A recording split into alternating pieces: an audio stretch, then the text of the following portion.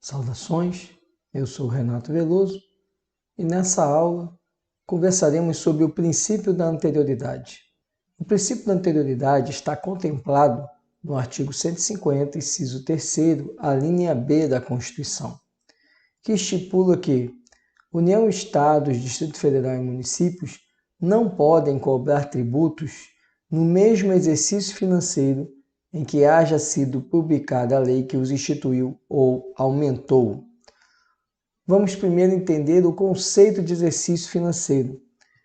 Exercício financeiro é um conceito da contabilidade e também do direito financeiro, que corresponde ao período de tempo utilizado para uma determinada apuração, para uma gestão.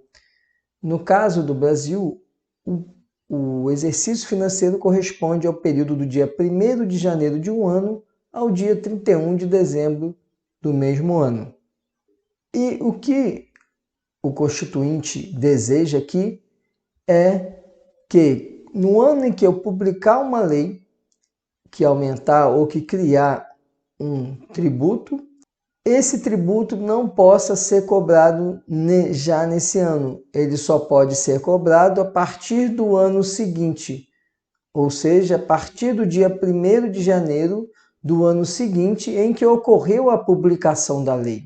E neste ponto, devemos observar que, no princípio da irretroatividade, o que se leva em conta é a vigência da lei. Agora, na anterioridade, o que se considera não é a vigência, é a publicação. Portanto, devemos ter atenção a essa distinção. Para a irretroatividade, vale a vigência da lei. Para a anterioridade, não se preocupa com a vigência. A anterioridade se preocupa com a publicação da lei. Sabemos que nem sempre a vigência coincidirá com a publicação. Podemos ter uma vigência posterior à publicação. Então, para o princípio da anterioridade, o que interessa é a publicação da lei. E, portanto, um tributo criado ou majorado através de uma lei só pode ser cobrado, caso criado, ou só pode ser cobrado o aumento no ano seguinte da publicação da lei. Lembrando do princípio do paralelismo das formas, poderíamos nos questionar se esse princípio também teria valor no caso da diminuição do tributo, no caso da concessão de uma isenção ou no caso de uma alteração, de redução de base de cálculo. E precisamos atentar que o princípio da anterioridade ele visa a proteção do contribuinte.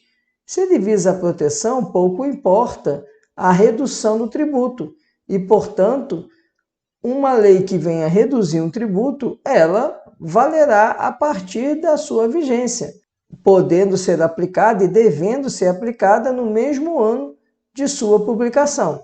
Portanto, o princípio da anterioridade não se aplica para a extinção de tributos ou redução de tributos. Um aspecto importante e que já nos traz uma exceção ao princípio da anterioridade está lembrado na súmula vinculante número 50. A súmula vinculante 50 estipula que a norma que altera o prazo de recolhimento de obrigação tributária não se sujeita ao princípio da anterioridade. É preciso lembrar que esse mesmo entendimento do Supremo está consagrado em relação ao princípio da legalidade. Então, a alteração de prazo de pagamento não se sujeita ao princípio da legalidade, portanto, não precisa de lei. E da mesma forma, a súmula vinculante 50 diz que a alteração de prazo de pagamento não precisa aguardar o ano seguinte para ser exigível. Aqui a súmula vinculante fala exatamente do princípio da anterioridade. Então, mudança de prazo de pagamento de tributo não se sujeita ao princípio da anterioridade e, portanto, não precisa aguardar no ano seguinte para que possa ser aplicável. Entendimento do Supremo também assevera que a mera atualização monetária do valor do tributo ou de sua base de cálculo, por não configurar majoração, não se sujeita à anterioridade. Vimos que isso também é aplicável no âmbito do princípio da legalidade. A atualização monetária de valor de tributo de base de cálculo não se sujeita ao princípio da legalidade e, igualmente, não se sujeita ao princípio da anterioridade, ou seja, não precisa aguardar o exercício seguinte para ser exigível. O julgado que destaco aqui fala que a modificação dos valores de indexação com base em legislação superveniente não constitui desrespeito a situações jurídicas consolidadas, nem transgressão ao postulado da não surpresa.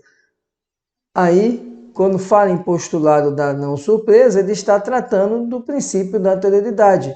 Segue o julgado instrumentalmente garantido pela cláusula da anterioridade tributária, hipótese em que a legislação tributária reveste o necessário coeficiente de razoabilidade.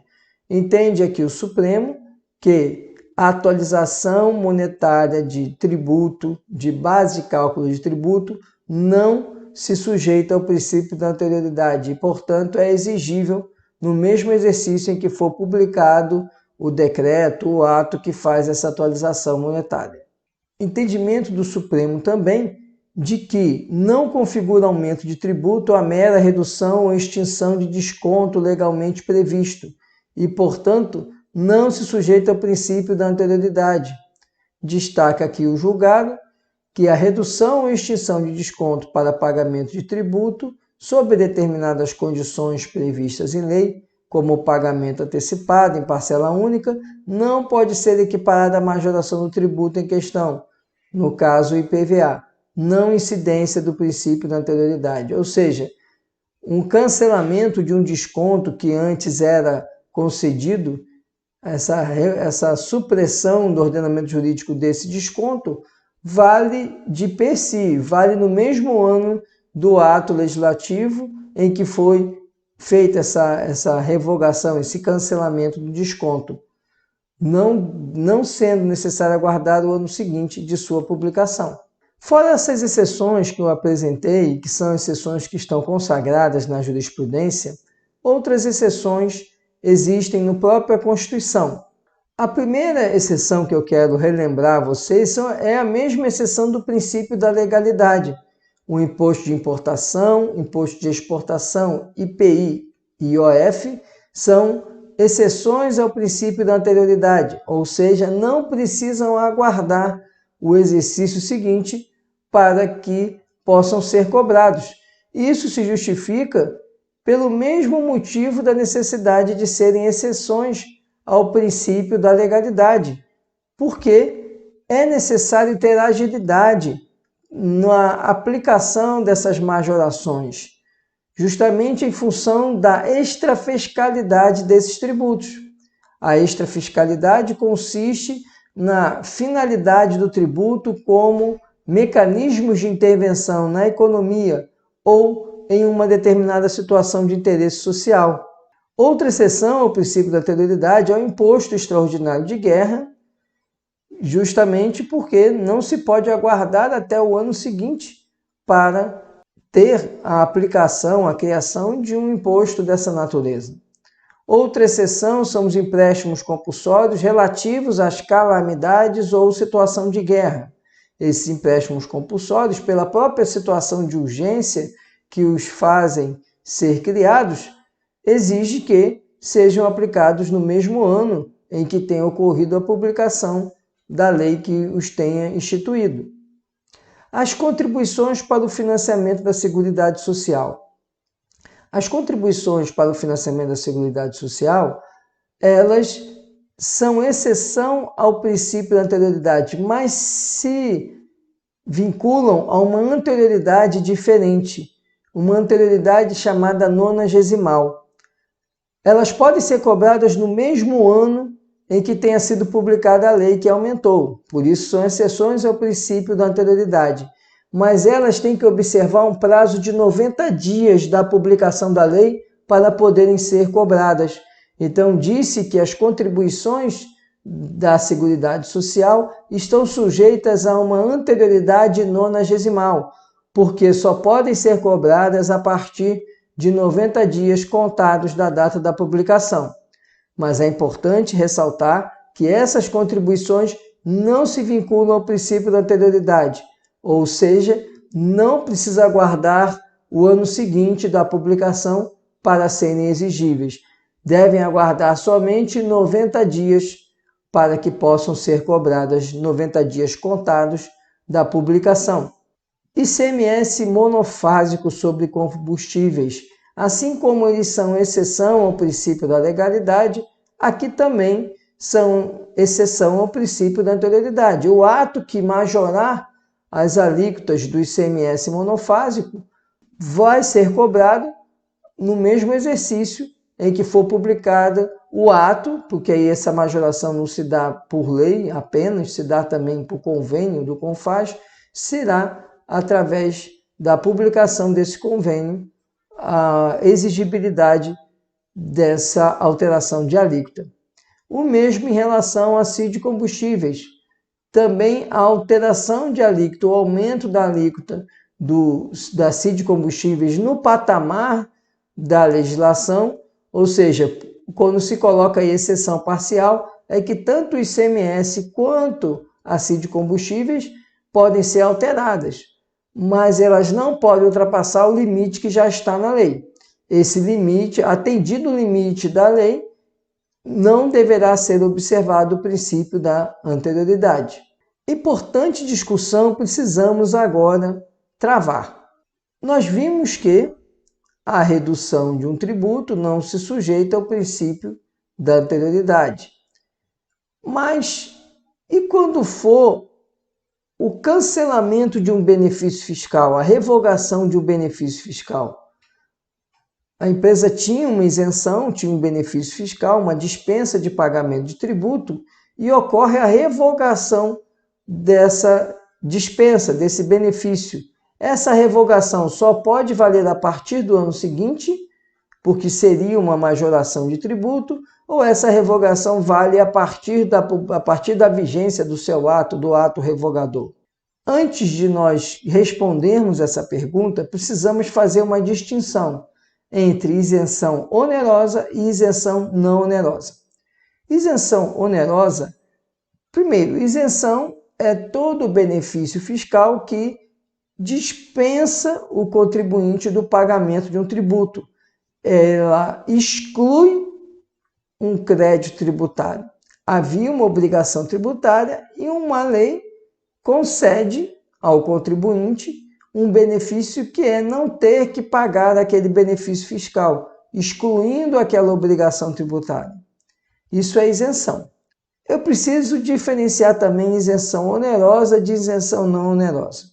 Isenção onerosa é aquela isenção em que o contribuinte, para usufruir do benefício, ele precisa fazer uma contraprestação pecuniária, ele precisa colocar a mão no bolso, precisa fazer investimento. Essa isenção ocorre normalmente naquelas situações de empresas que vão realizar um investimento, vão se implantar em determinado local em razão de um benefício fiscal. Por exemplo, Zona Franca de Manaus. A empresa, para ter os benefícios da Zona Franca de Manaus, ela também necessita fazer investimentos para isso. Precisa construir a indústria na cidade de Manaus, na Zona Franca de Manaus. Esse dispêndio de recursos faz com que esse benefício fiscal, ele é um benefício que surge em razão de uma contrapartida, ou seja, o contribuinte investe, constrói indústria, gera emprego, em razão dessa atitude, ele é beneficiado como isenção. E a isenção onerosa, ela, também chamada de isenção contratual, ela não pode ser suprimida a qualquer tempo. É o que nos observa o artigo 178 do Código Tributário, que diz que a isenção, salvo se concedida por prazo certo e determinado e em função de determinadas condições, pode ser revogada ou modificada por lei a qualquer tempo. E atenção, então ele diz, se a isenção for concedida por prazo certo e em função de determinadas condições, ela não pode ser revogada, porque ela fala salvo se concedida por prazo certo em função de determinadas condições. significando que o legislador está dizendo que, se a isenção for onerosa, esse indivíduo, essa isenção não pode ser revogada a qualquer tempo. E esse entendimento, a interpretação desse dispositivo, melhor dizendo, está consagrada na súmula 544 do Supremo Tribunal Federal, que estipula que isenções tributárias concedidas sob condição onerosa não podem ser livremente suprimidas. Por isso que uma empresa que faz um investimento para se instalar numa determinada região, esse investimento era a condição para ela ter o benefício fiscal. Então, esse benefício não pode ser revogado enquanto durar o prazo contratual desse investimento. Por isso, essa isenção onerosa também é chamada de isenção contratual. Agora, as isenções não onerosas, aquelas concedidas sem que o contribuinte tenha que dar qualquer contrapartida, ela pode ser, então, revogada, conforme fala o artigo 178 do Código Tributário. Observe que, por exemplo, a maioria das isenções são onerosas. Por exemplo, a isenção em razão da idade, a isenção em razão de determinada condição de saúde, a isenção para os portadores de deficiência, isenção em razão da natureza do gênero, isenção para alimentos da cesta básica. Essas isenções, elas podem ser livremente suprimidas. E a questão é, como faremos quando acontecer a revogação de uma isenção? Ela poderá valer a partir da revogação ou ela só pode valer a partir do exercício seguinte, já que ela configura uma majoração de tributo? A doutrina, e aqui eu trago alguns autores, Hugo de Brito Machado, Queiroz Charada, Ricardo Lobo Torres, entende o seguinte: uma lei que revoga uma isenção, ela traz uma majoração. Ela faz com que o indivíduo que não estava pagando um tributo tenha que pagar. E, portanto, essa revogação, ela configura uma majoração. E, por configurar a majoração, deve sim observar o princípio da anterioridade. Esse é o entendimento doutrinário. O Supremo Tribunal Federal, ele já não tem esse entendimento. Ele não equipara a majoração a uma revogação de isenção. Para ele, a revogação de uma isenção é uma mera dispensa de pagamento. Então, existe a obrigação tributária surge. Apenas o crédito tributário é excluído. Então, existe já a relação jurídica obrigacional. Em razão disso, entende o Supremo que a revogação de isenção não precisa aguardar a anterioridade. Esse entendimento, ele sofreu um revés no Supremo, mas não podemos afirmar que esse entendimento ele já se consolidou nesse sentido, porque foi um julgado da primeira turma no ano de 2014. Então não há como nós afirmarmos que o Supremo está com posição já modificada. E esse julgado foi por maioria na primeira turma.